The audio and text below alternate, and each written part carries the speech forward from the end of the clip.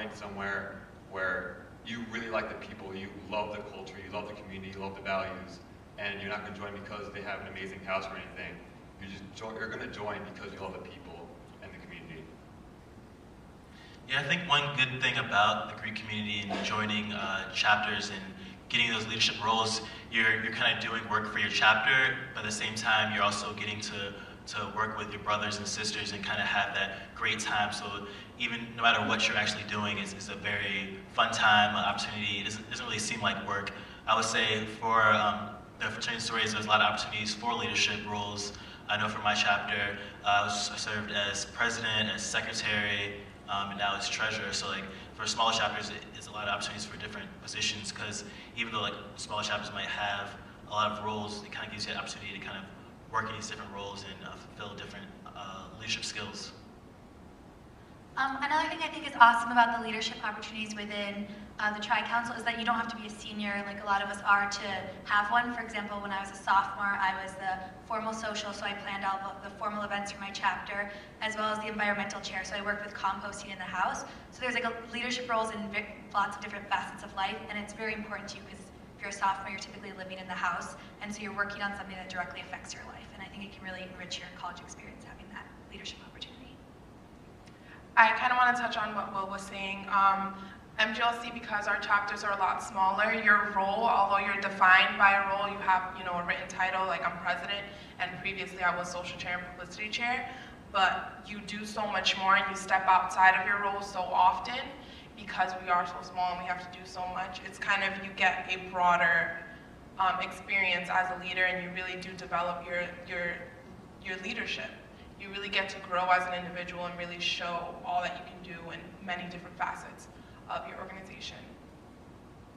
And I think one thing that you might not think of right away is that also fraternities and sororities allow you to get involved in other aspects of campus life as well. I think a lot of clubs and things that I've been involved with, a lot of organizations I've been involved with, I've been drawn into by members of my chapter. So it's not, often a lot of people ask if I join a fraternity or sorority, like, well, can I still be involved on campus? And I'll say that not only can you be involved, but it actually helps you to be more involved to be a member of a fraternity or sorority.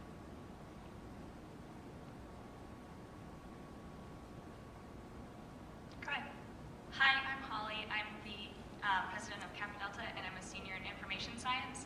I think it's also really interesting to think about MGLC, IFC, and Panhandle chapters are all student-run, and it's actually a really big commitment and challenge to run an organization, especially as large as the Panhellenic chapters are. So there's usually an executive board or a council.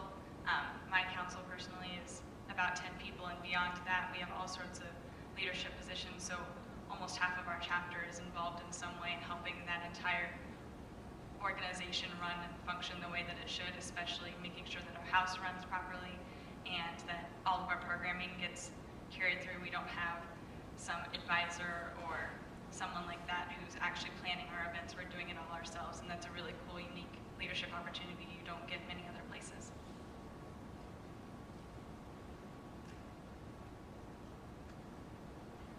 So the next question is, tell us about service opportunities and or philanthropy you have participated in through your fraternity or sorority. Yeah, so a big part of being in a fraternity or sorority is philanthropy. I know personally at A5 we have 2 national philanthropies. One of them is the Elizabeth Glaser Pediatric AIDS Foundation, so we do a lot of big sales, car washes, things like that to raise money for Elizabeth Glaser. And our other one is Charchera, which actually tomorrow we have our philanthropy event, our annual LF Trunk Show, where if you don't know LF, it's a store all around the East Coast that, so you can come and shop in Duffield tomorrow, Duffield Atrium from 10 to 5, just a blind plug there, but yeah, I think it's something that's really great, gives you an opportunity to, as a chapter, become, work towards something and help raise money for really great organizations. There are so many great organizations that fraternities and sororities on campus represent, and I think that's a really great thing that we get to do.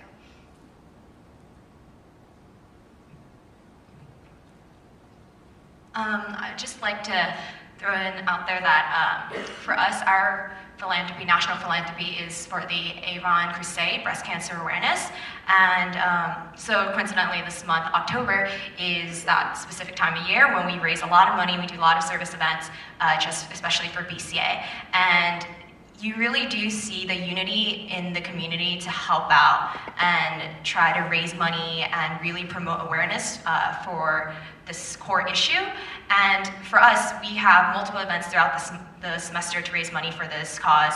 But you know, this month specifically, you really do see sisters from all over the country trying to raise as much money as they can. I mean, my chapter specifically, over these past 2-3 weeks, we've already raised over $1,000 for our national philanthropy. And other than the philanthropy events, we do have service. So we will go out into the Ithaca community and work with different programs and opportunities. So for example, we've been to the Ithaca Children's Garden, we've went to volunteer for Cancer Resource Center. So there's a lot of different opportunities, and it's always really great. And it's kind of funny because I have a lot of friends who are in service fraternities and service organizations. And us, we actually do almost just as much as they do in one semester. And they're a service fraternity or a service-based organization specifically dedicated to that. But us as Greeks, we do almost just as much. Yes, our chapter also has a few national, I guess, organizations that we work closely with. The Children's Miracle Network and the Huntsman Cancer Research Foundation. But I think also one of the really cool things about the Greek community is when we collaborate and work together. So we represent about 1/3 of campus, and the sheer amount of resources and the sheer number of people we have can make a significant impact in the community and for different causes. So it's really cool when we collaborate amongst our chapters, working together to plan an event and work on a philanthropy event. But also if another fraternity or sorority has an event that they're doing, if brothers from our chapter support them, for example. So I think the Greek community really fosters a sense of community and collaboration so that we can actually make more of a difference on different causes.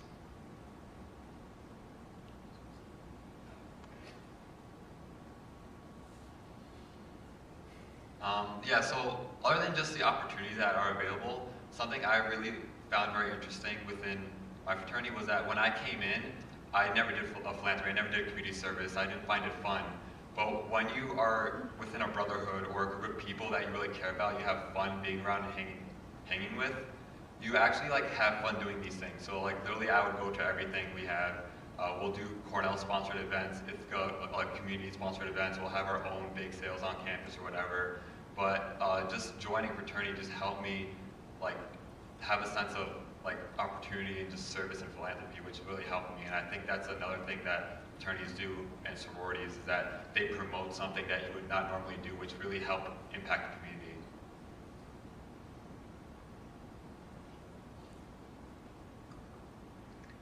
Okay, thank you. So the next question, we talk a lot in fraternities and sororities about brotherhood or sisterhood, and you've probably heard some of the students already today talk about their brothers or their sisters. So I just wanted to ask them in their own words if they could let you know what brotherhood or sisterhood means to them.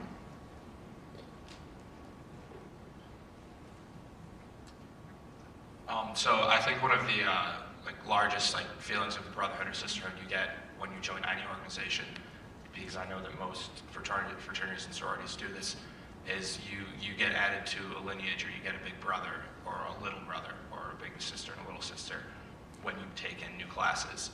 And that's probably the most meaningful point of brotherhood for me, at least, is when I was given an older brother and I realized that goes back a few hundred years.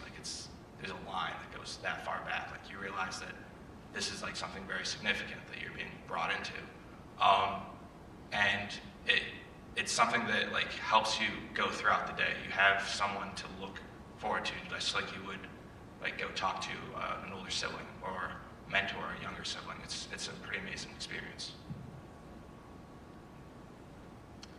Well, I kind of touched on it before about kind of making my family here at Cornell, but also joining a fraternity or sorority is bigger than just here. It's bigger than just your chapter. It's something that's national. So this past summer, I was volunteering in Brazil, and it just so happened that one of my sorority sisters, who I have never met before in my life, was in the same city that I was in Brazil. So she Facebook messaged me, and then we were able to meet up, and it's just like, knowing you guys are sisters, like, regardless of anything you didn't meet before in your life, it doesn't matter, you just automatically click, and you just, it was crazy how much we were able to bond, never having met each other before. And that's just really something that you get to learn, that you're part of something that's so much bigger than yourself, and it really means so much. I think being part of a sisterhood to me is very much has to do with being at the culture of Cornell, where everybody is very stressed and busy all the time, and the people that I'm surrounded with in my sorority are people that I'm willing to carve out time for, to spend time with, to enjoy each other's company, even if it's not doing something productive or getting my work done. I really enjoy those moments where we get to go out and, for example, we went to a corn maze last year and just spent a couple hours being with each other in the fall colors, and it was just such a nice break from Cornell and the stress and anxiety that a lot of us experience here. So it's something that I really, really value as being part of my sorority. I think you said that really well. You can point to many big examples of like acts or things that have happened because of brotherhood or sisterhood, but I think even more significant than that is just the everyday factor of it. Just people to talk to, somebody who will drive you to class if you're 5 minutes late and things like that. It's just a group of people who are really looking out for you, have your back and support you. And I mean, the word family has been thrown around up here. I think that's a great way to describe it.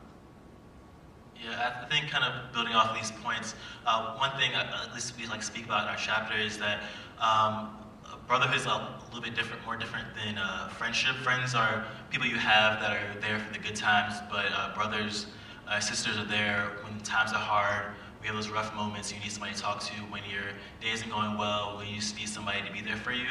And I think one thing with Greek organizations, kind of